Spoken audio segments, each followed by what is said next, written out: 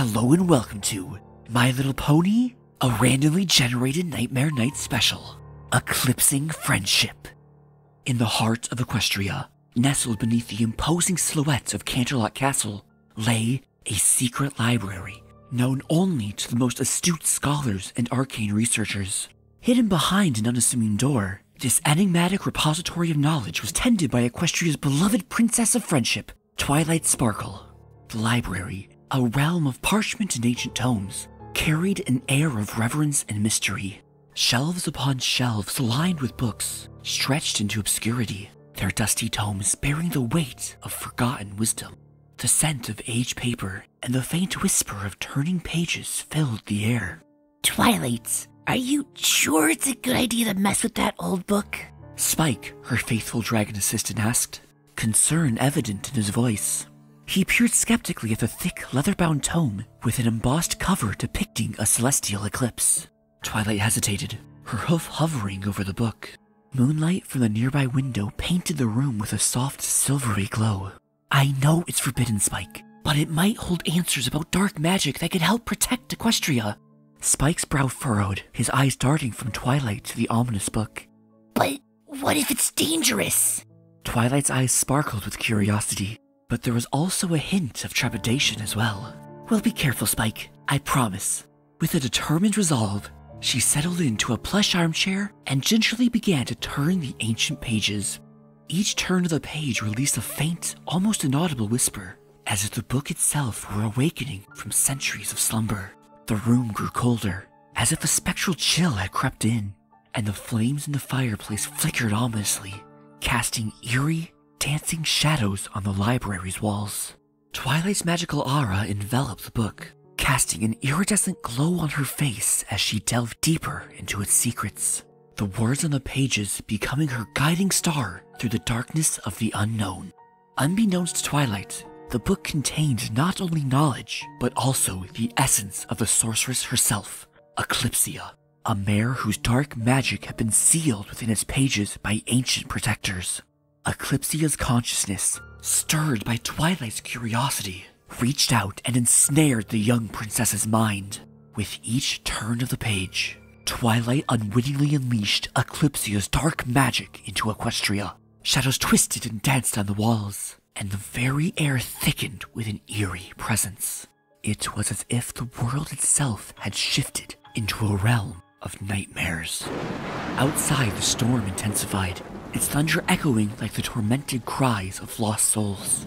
The rain hammered against the library's windows, and lightning streaked across the darkened sky, casting ghastly, flickering silhouettes.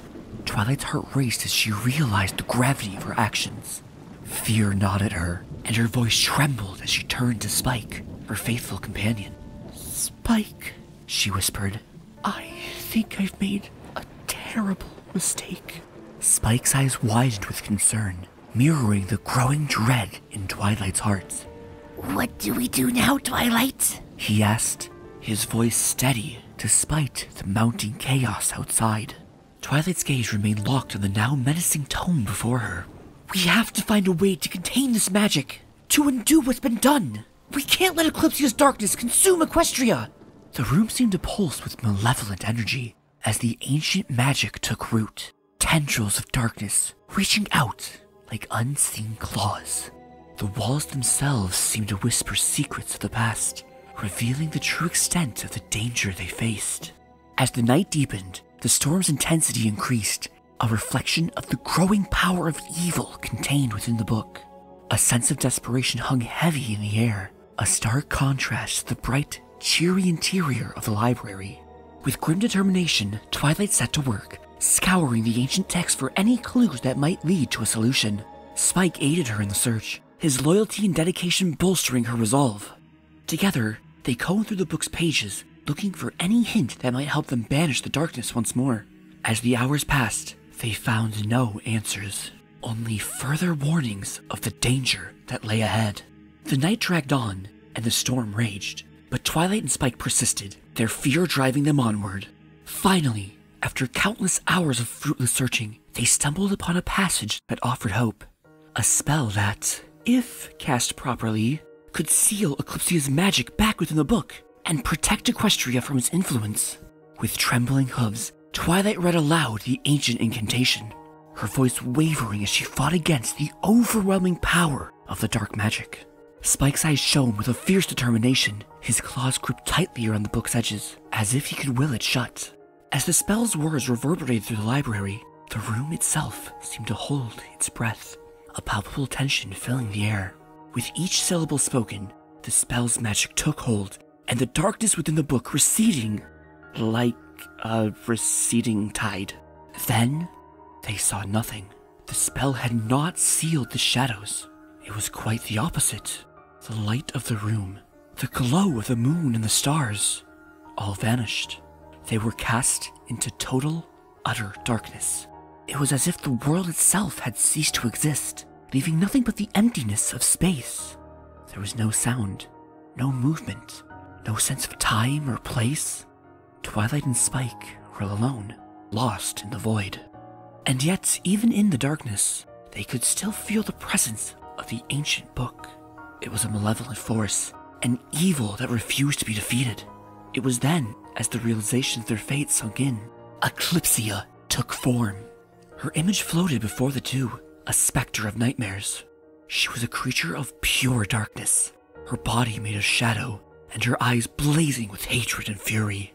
Her very presence seemed to radiate malice and malevolence. You dazzling meddling force, you cannot comprehend. Eclipsia hissed, her voice like 1,000 whispers. But I am not so easily defeated.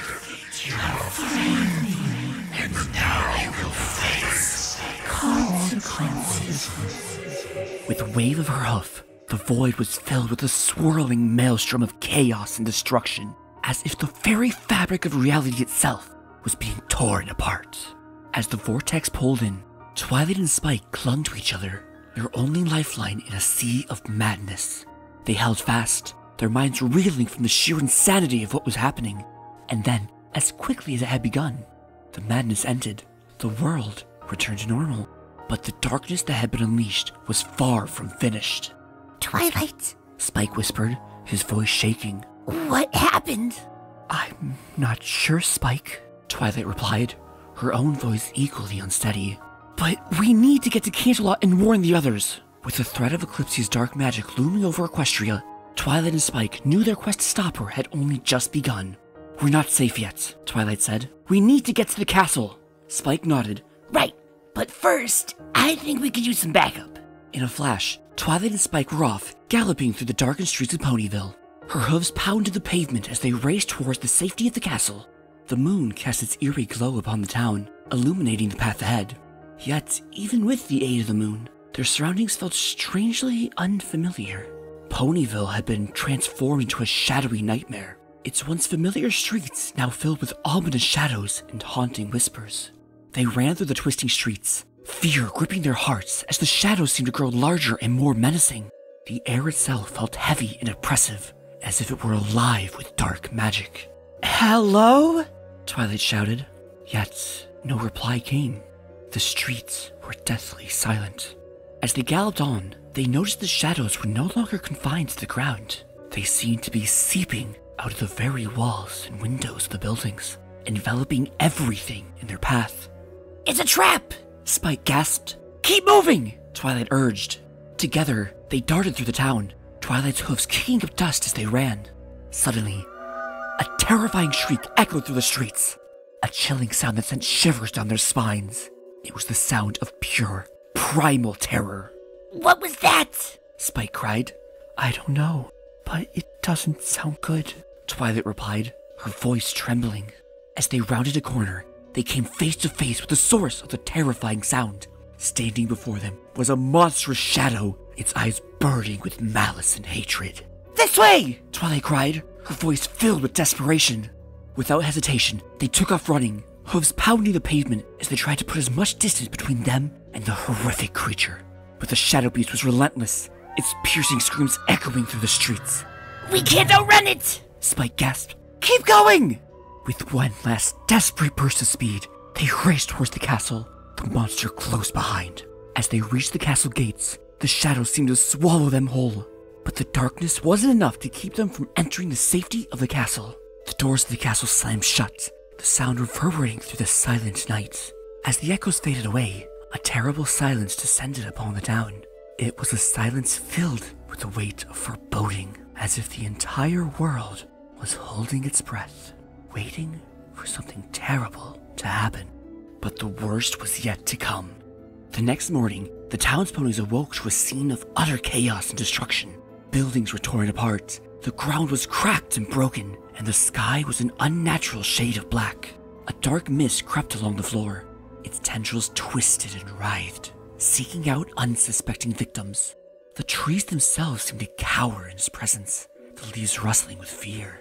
The mist seeped into every crevice, every nook and cranny, until it had consumed the entire land. And then it began to spread, reaching out, a relentless, merciless force of destruction. Nothing could stop it. Nothing could slow it down. The once bright colors of the buildings and flowers were now muted and dull, as if the very life had been sucked out of them. The ponies of Ponyville struggled to breathe in the mist, their eyes wide with fear and uncertainty. Twilight, this is bad, really bad, Spike cried. I know, Spike, Twilight said, her voice heavy with worry. The dark magic is growing stronger with each passing moment. We have to find a way to stop it before it's too late. But how? What can we do? Spike asked, his voice laced with desperation. We have to find the source of the dark magic. There must be a way to destroy it, or at least seal it away. But where do we even begin to look for something like that? Spike asked. I'm not sure, Twilight said, her voice filled with determination. But we'll find a way. We have to. But with each passing minute, the dark magic grew stronger, its tendrils spreading further and further across the land. We're running out of time, Spike said. Equestria is running out of time. We can't lose hope. We have to find the source, or we will lose. Spike paused, contemplating his options, and nodded. We need to narrow our search, Spike suggested. Something tells me we won't find answers by combing through the forests and mountains. I think we need to look someplace closer to home. What are you talking about? Twilight asked, puzzled. I don't know, Spike sighed. But if the dark magic was caused by a spell gone wrong, or something evil released from some book, my money's on the old library. Spike, that's brilliant! Twilight cried, her eyes lighting up with realization. Thanks, Spike said, a proud grin crossing his face. Without wasting another moment, the two friends raced back to the secret library, determination and hope in their hearts. As they entered the library, Twilight felt an uneasy feeling overtake her. She couldn't put a hoof on it, but it felt as if there was something wrong, as if the building itself was holding its breath, afraid to release even the faintest of sounds. The shadows seemed to grow larger, as if they were stretching toward her, trying to pull her into the darkness. Once inside the library, Twilight and Spike found themselves transported to another time, another world, a world where dark magic and evil reigned supreme. The air was thick with despair, and the walls were lined with sinister runes and symbols. In the center of the room stood an ominous pedestal, on top of which rested an ancient tome bound with black leather. Spike, look, Twilight whispered, pointing to the tome. I think that's what started all of this. As Spike approached the tome, he could feel a dark energy emanating from it. His scales prickled with fear, and his mouth felt dry. Yeah, it's probably bad news, he said. That book has got doom and disaster written all over it. So it's true. The book does contain dark magic. I thought it was all just folklore. But we were wrong, Spike. That book is the key to everything. We were wrong. There are real magic spells that I would have never learned in Celestia's School of Magic. We are so lucky to have found this library, Twilight said, unable to hide the awe in her voice. I bet we could find a spell to cancel the dark magic plaguing this world. The air in the library was filled with anticipation as they approached the mysterious tome. Without a word, Twilight began to turn his pages, each one revealing a new spell more terrifying and powerful than the last. Are these books alive? Twilight wondered aloud as she began to read through the spells. No, that's silly. They're just books. As she kept reading, her magical aura flared stronger and stronger. That one, Spike! It has the answers we've been looking for! The cover was old, cracked, and singed. The The title, which was etched in faded gold letters, read Animus. Hold on, Twilight said. I think this book can cancel the dark magic. That seems very unlikely, Spike said. It's worth a try, Twilight said, turning to the dog-eared page. The entire book had to be about 2 inches thick and bound with a deep black cover. Listen to this. She began to read.